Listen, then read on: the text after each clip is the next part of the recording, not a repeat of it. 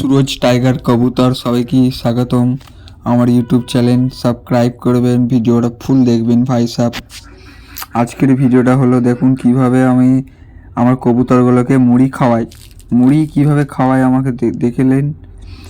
এইভাবে ছুড়বো আর মুড়ি খেতেই থাকবে সারাদিন। এই কবুতর তিনটে আমাকে জ্বালায় খুব। এটা হচ্ছে সাল্লুকে কেউ কেউ চিনে, কেউ কেউ চিনে না। টাইগারকে সবাই চিনে, আমার বহুত পুরনো কবুতর। হচ্ছে লতুনির সঙ্গে টাইগারের জোড়া নিয়েছে।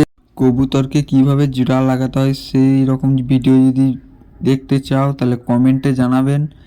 আর সাল্লুর বয়স হচ্ছে তোমার 7 মাস হবে।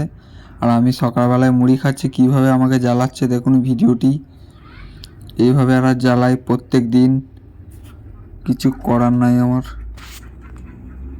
তোমাদের ভালোবাসায় 1K সাবস্ক্রাইব হয়ে গেছে। আরও ভালোবাসা চাই তোমাদের ভিডিওটা ফুল দেখবেন, শেয়ার করবেন, বেশি বেশি করে ভিডিওটা শেয়ার করবেন। এই টাইগারের ভিডিও আরও ভালো আসবে।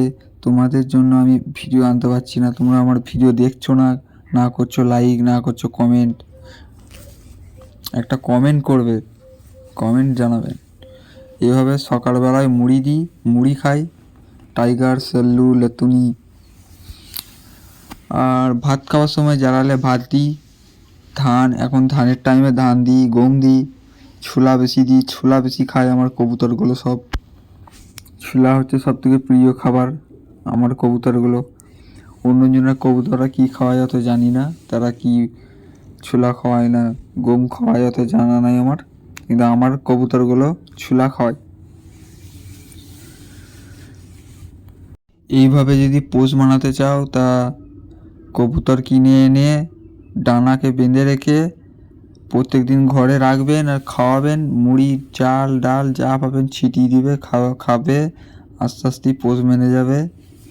এইভাবেই পোষ বানাবে। আবার কি, আর যদি বলো যে ছানা থেকে পোষ বানাবো, তাহলে ছোট ছানা 10 দিনকার নিয়ে ছোলা খাই বড় করে ডান হাত বাঁ হাত করে ডাকবেন, তারপরে আস্তে আস্তে পোষ মেনে যাবে।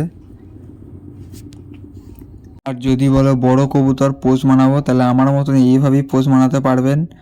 যে এরকম আমি এই যে ছেড়ে রেখেছি, উড়ে পালাবে না, কিন্তু আমাকে বাইরেতে ধরা দেবে না, কিন্তু এই পাখিগুলো আমাকে উড়ে পালিয়ে যাবে না। এটাই হচ্ছে ভিডিও।